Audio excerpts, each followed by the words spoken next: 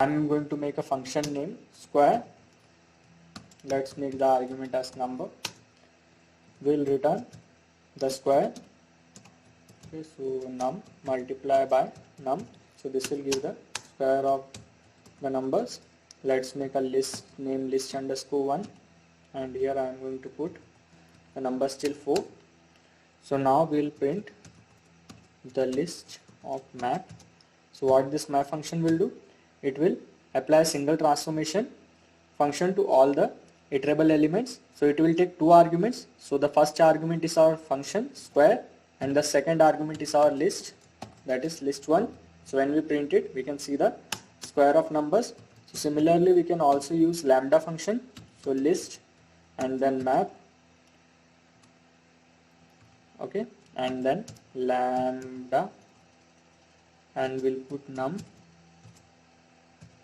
star num, okay, and then we'll put a new list. Let me put 6, 7, 8 and 9. So let me run. So you can see here 36, 49, 64 and 81. So now we'll learn about the filter function. Let me put filter. So what this filter function will do, it will filter. Okay, so let me make a function named g5. So what will g5 will do, g5 will contain number greater than 5. Okay, so let me put here num as the argument, and then let me put if num is greater than 5, then we will return true, else we will return false.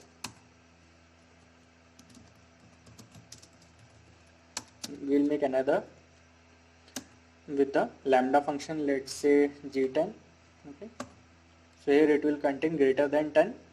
I am going to put lambda num, and then let's put the expression as num greater than 10. So let's make a list of number, num underscore list.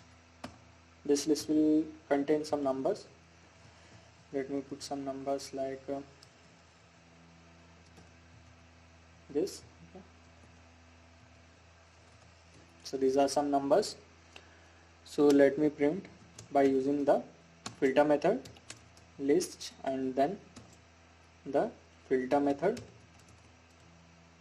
It will also take two arguments. So first argument will be g5 and then num list underscore list, and let's print here. So you can see number greater than 5. Similarly, let's take g10 as the first argument. So you can see the number greater than 10 printed.